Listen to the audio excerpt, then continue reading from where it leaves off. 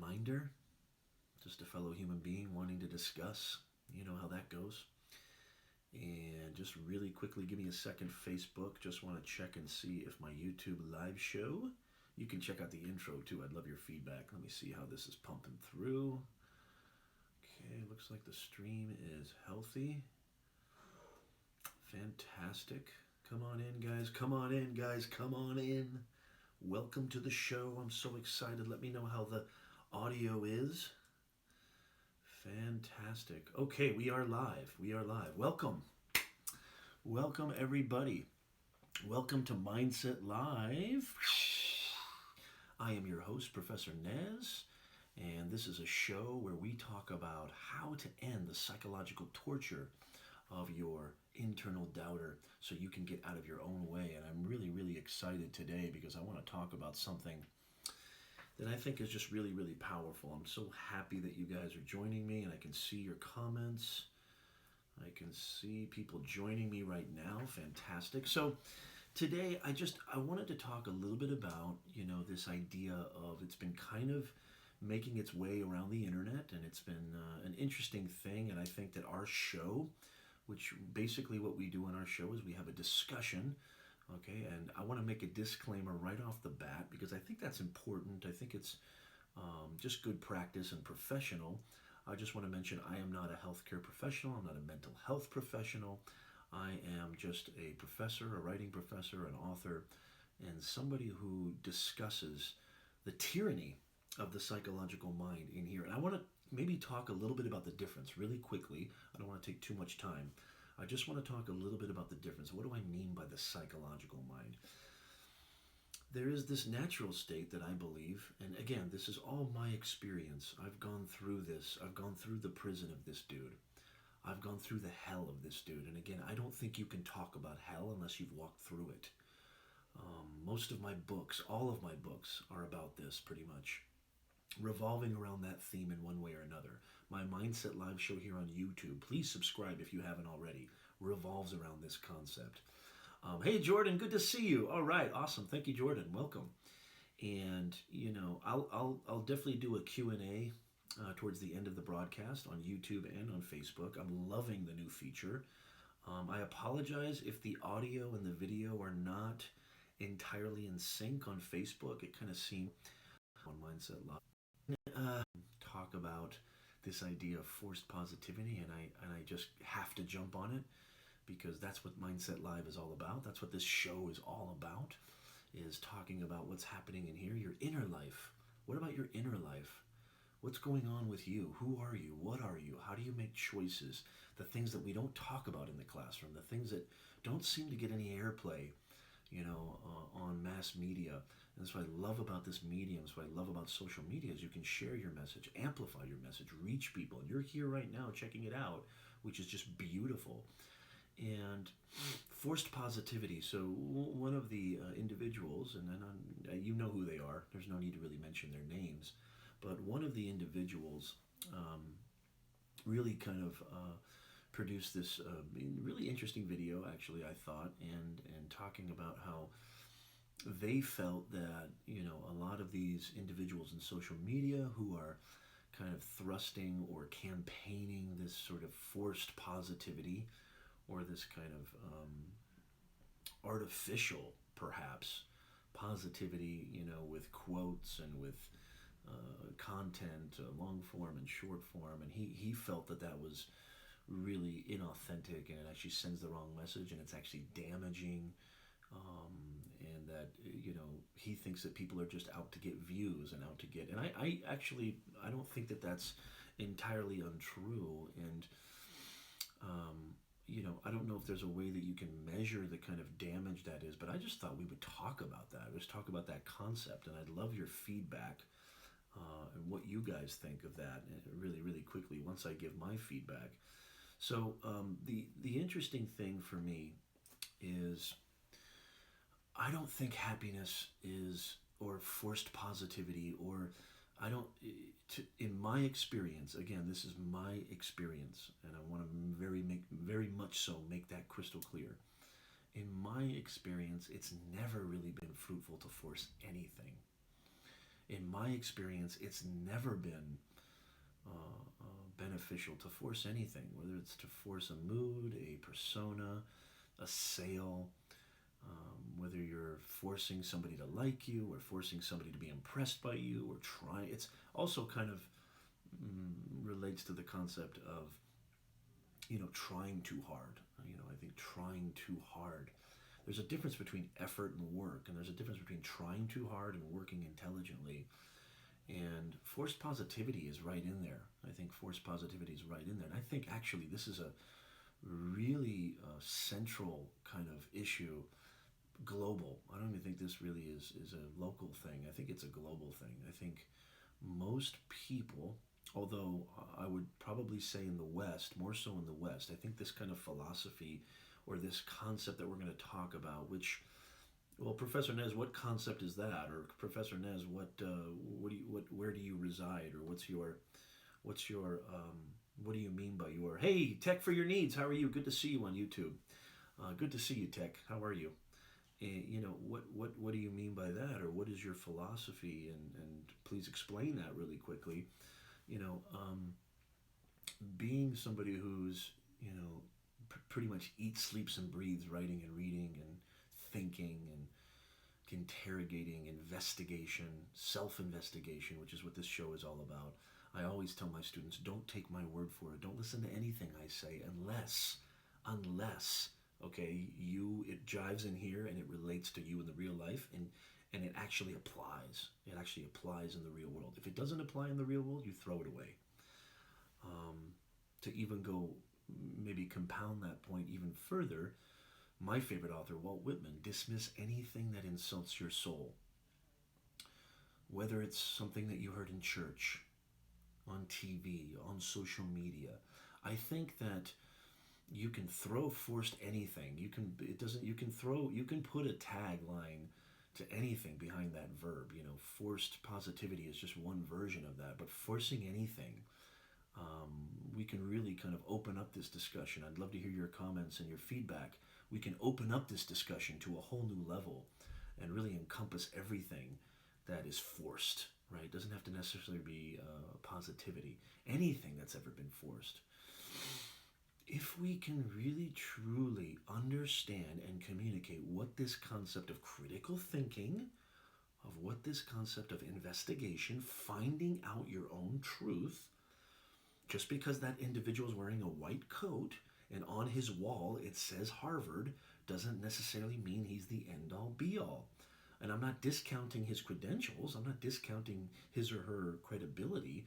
But just because you see somebody on a television broadcast and there's immaculate production value and great lighting and great audio and they're wearing a really nicely tailored suit, right, doesn't necessarily mean, and it says CNN, right, on the bottom, doesn't necessarily mean they are the authority. Doesn't necessarily mean that they're right at all about anything, including me. I'm including myself in this.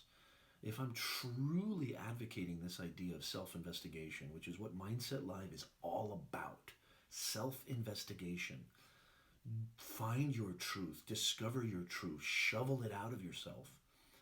Go in there and find out, investigate, question why.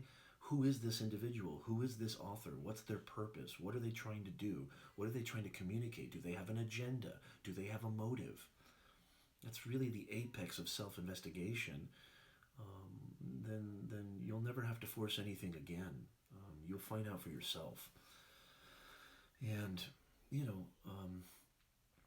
so my kind of background or sort of my sort of learnings and the kind of masters and teachers that I've worked under really fall under kind of the Stoic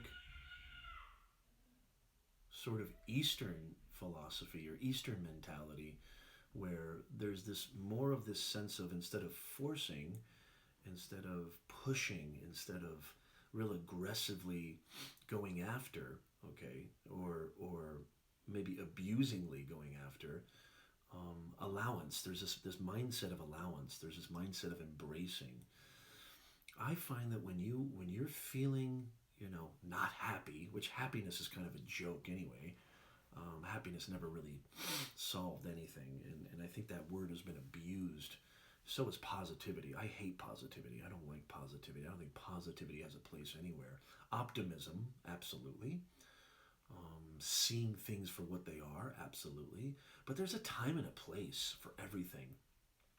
I think there's a time and a place for everything. There's a time and a place to have joy. There's a time and a place to have depression, to have anxiety, to have second thoughts, to have doubt. There's a time and a place for everything, for any kind of context.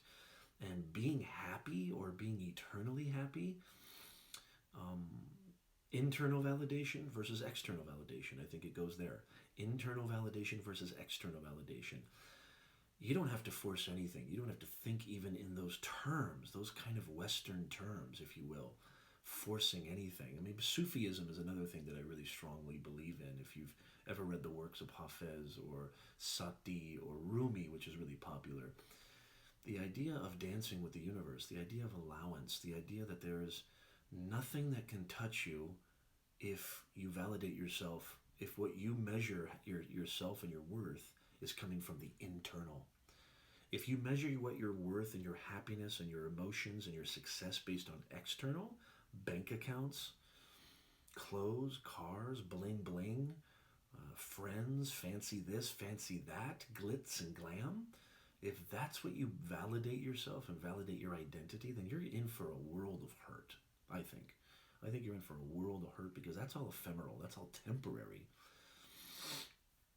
But if you really, truly investigate and really, truly know who you are and dive deep into this dude right here, okay, like my Nez Nation shirt, I think it's pretty cool.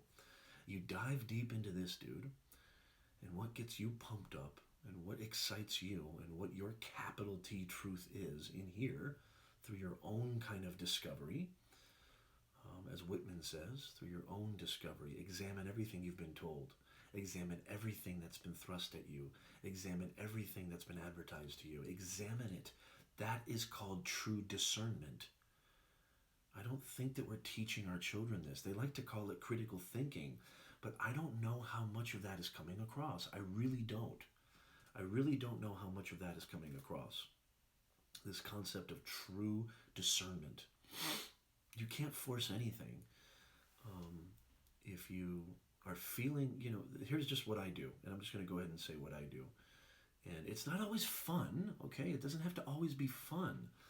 And then I'll tell you a little quick story that I think will really kind of capitalize what I'm talking about, or at least personify what I'm talking about. If I wake up and I'm not feeling so good, and it happens all the time, if you want to really know the truth, I mean, it happens a lot. I mean, not all the time, I'm exaggerating, but it happens a lot. If I'm not, if something happens or just whatever, I'm not always feeling high, right? Which would be kind of psychotic anyway, to always be like this, right? Enthusiasm, optimism is different, but forcing positivity and forcing happiness is, I think, just counterintuitive and really counter nature, the nature of things, the nature of the universe, the flow of things, the flow of how we evolve and how we are conditioning everything. There's two ways you can go about it. And the same with anxiety and fear. The same thing I talk about in my book, A Conversation with Fear. You can fight it, right? Fight or flight, right? Or in the West, we have fight or flight. So you either fight it or you run away. If there's a real threat, we're not talking about a real threat here, a real kind of concrete threat.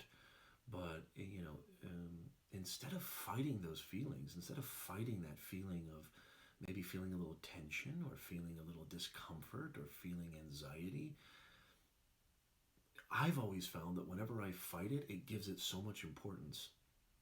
And it really consumes my thinking. And when it consumes your thinking, it has a real opportunity to cement itself in here as memory. And when it cements itself here in memory, it can become a belief. And that's dangerous, especially if it's something that hasn't been thoroughly investigated. Especially if it's something that you haven't actually, taken the time to wonder, why do I believe these things? Why do I think these things? Why are these things happening to me? Why do these experiences keep occurring? Is there something that I'm not looking at? Not self-consciousness, that's different. Not self-consciousness, but just really intelligently looking just looking, inquiring, what's happening inside me?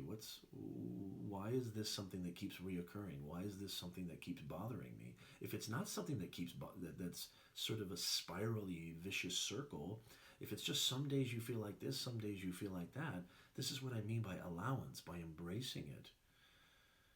Maybe there's a really good reason that you are feeling that way. Maybe it's just your body's way of saying you need a deep rest. Maybe depression can be translated into that. It's not necessarily depression, it's a deep rest. You don't necessarily have to jive for that pill. You don't have to reach for that pill or reach for that bottle. Avoidance never really, I don't think, solved anything. Avoidance of your feelings, your emotions. It's a palette. We're human beings. We're a vast tapestry of feelings, sensations, thoughts, ideas, experiences. To exclude one over the other or to give one more importance over the other, I think it really, in just my experience, it really kind of, this is where distortion comes in. This is where disorder comes in. And it doesn't have any productivity to it. It doesn't really allow for anything. I think, in my times of really where life kind of, pressed its thumb against me and said, okay, you need to hold on here, whether it came in the form of a breakup or if it came in the form of a job not working out or came in the form of, just a kind of, any kind of tension or any kind of chaos in my life, when the universe sort of pressed its hand against me and said, okay, sit back. Those have really been my opportune moments of growth. I'm sorry for the sniffly. I'm kind of fighting a cold here. I need to sneeze. Let me mute this really quickly.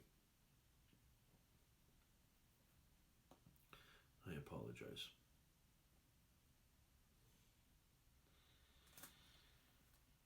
Let me just mute this.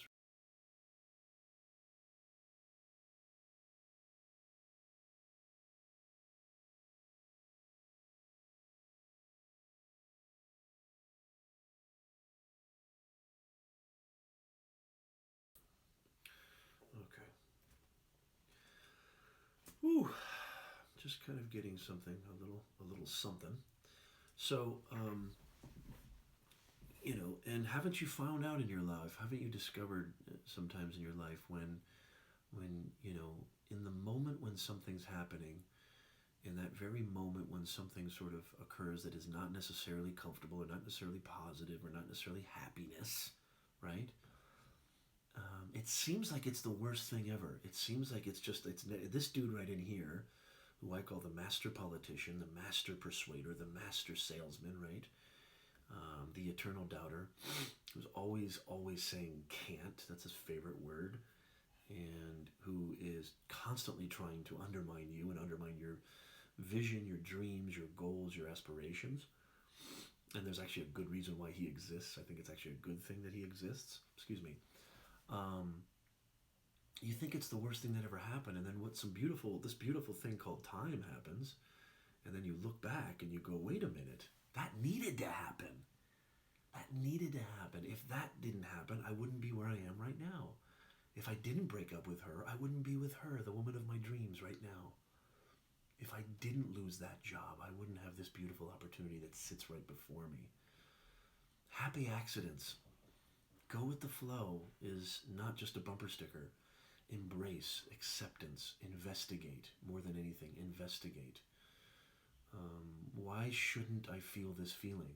Why is every, source of information or authority telling me I need to reach for a bottle?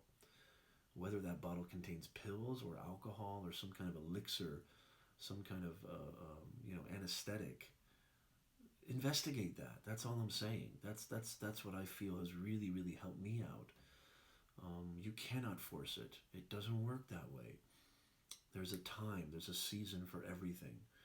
Don't even attempt to force it. And what's beautiful, if you just let it be there and don't give it so much importance, and you don't validate yourself externally, you'll find it won't remain as long. It won't stay as long because everything comes and goes. Everything comes and goes. Good times come and go. Bad times come and go. Darkness comes and goes. Daylight comes and goes. Age comes and goes.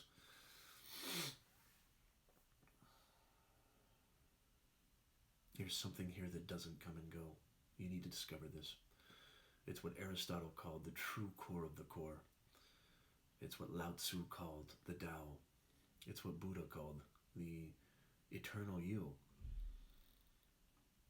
There's something in here that doesn't come and go. You need to discover this. I can't tell you. Your mom can't tell you. Your politicians can't tell you. Police officers, firemen, any authority, stupid professors can't tell you what that is. You need to discover this. What is it that doesn't come and go? What is it that's here, that's beyond age, that's beyond time, that's beyond the comings and goings? I mean, this is really just practical. Nothing woo-woo here. Nothing spooky here. But just really, really practical. And just to kind of end, I want to end here on this note, there's just to kind of talk about this idea of you don't have to measure your life based on happiness. Maybe there's something else you need to measure your life with. You know, measuring your life based on happiness is kind of like taking a beautiful art piece with all these different colors and all these different designs and just cutting out one little square inch of that and saying that's what everything should be like that. I'm going to base my definition on this. It's everything. It's the totality of your experiences. It's the totality of your emotions.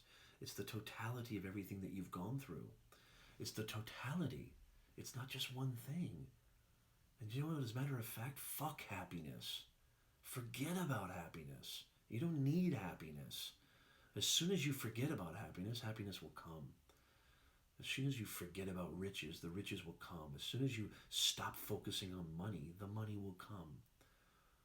As soon as you stop validating everything externally, okay, and just dive in here where all the answers are. You don't need to listen to this. You don't need Professor Nez's class. You don't need anything on social media. If you just dive into this, everything will take care of itself. That's been my experience.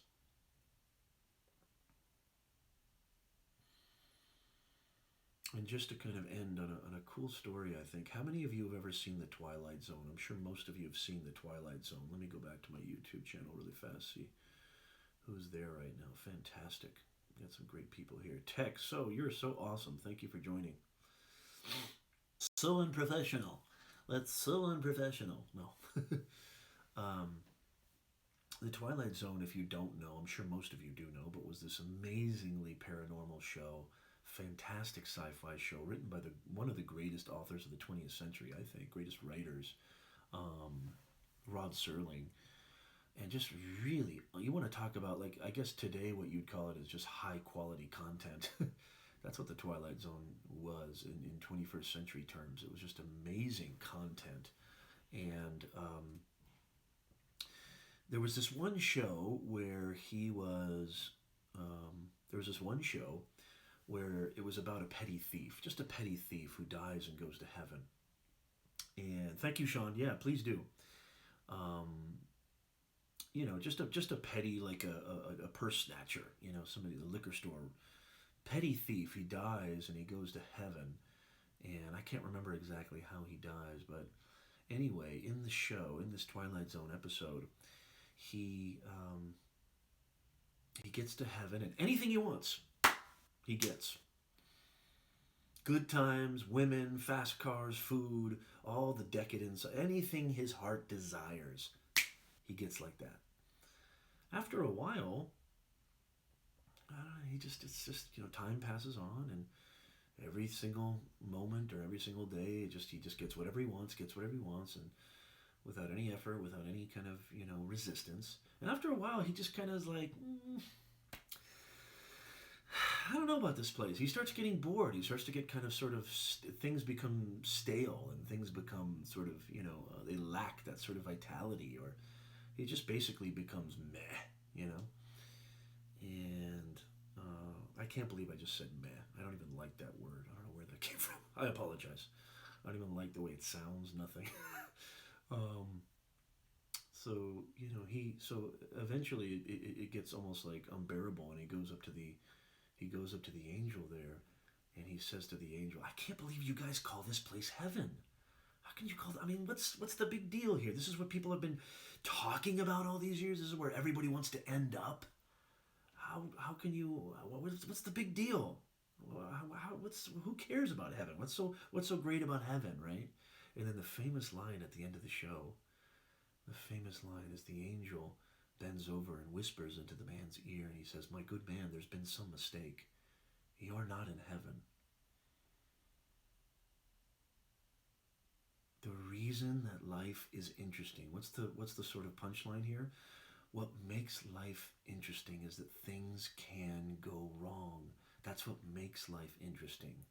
Okay? If we always knew that LeBron James was going to hit that jump shot with 5 seconds left, where's the excitement in watching? We watch because we know in all likelihood the probability is that he's going to miss it. And if he makes it, it's there's tension, there's suspense, there's excitement. If we knew what was going to happen in the future, if we always got what we wanted, this life would be nothing but misery. So you don't have to force positivity.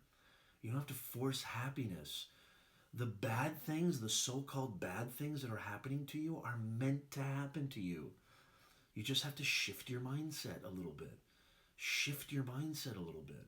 Look at them with a new pair of eyes. Instead of saying that's the worst thing that ever happened to me, maybe that's the best thing that ever happened to you. Have you ever investigated? That's what I tell you. Trump. Nobody makes life interesting. Forced positivity, forced happiness.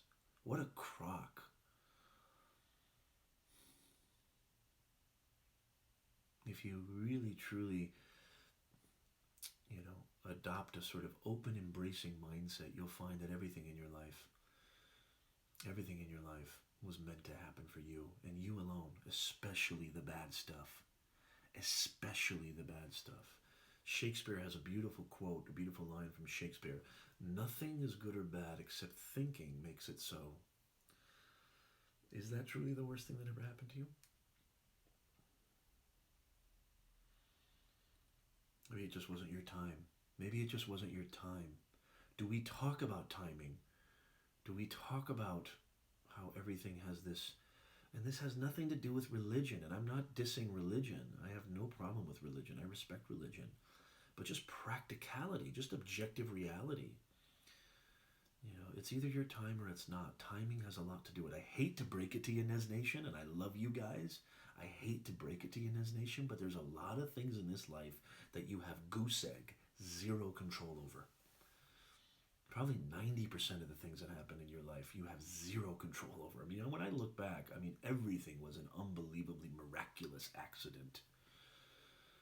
I just happened to be there to witness it, thankfully. The privilege, the honor. What is your sovereignty? What is your ultimate power? Is you do have a choice on how you interpret it. You do have a choice on how you interpret it, how you see it, what lens you decide to look through this world, this life, this being, these experiences, these thoughts, these sensations. That's where the choice comes in. The great godfather of modern psychology, William James, who was Sigmund Freud's biggest influence and biggest inspiration, once said, "A sign of true intelligence is selecting one thought over another. That is the truest sign of intelligence." Maybe that wasn't the worst thing that ever happened to you.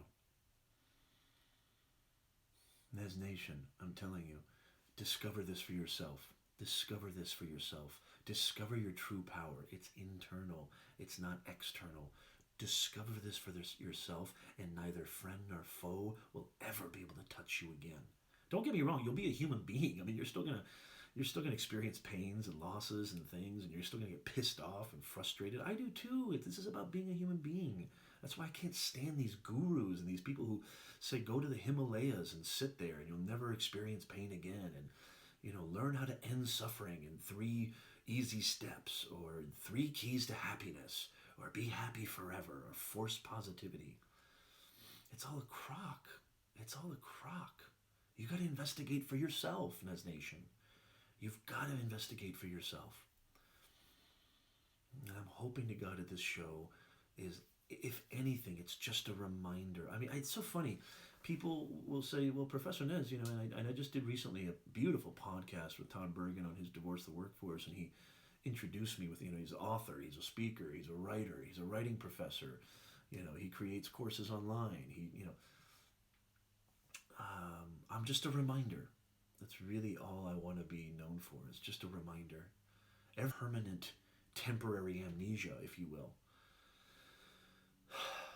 And we need reminders. It's important. I need reminders. We need reminders. They come in different shapes and forms on Earth. I truly feel that way. Forget life strategist, business strategist, author, speaker. Forget all that. Just in big, bold letters, a reminder. That's what I really want to be. Because all of my greatest teachers and masters that I've worked with, they never said think like I think.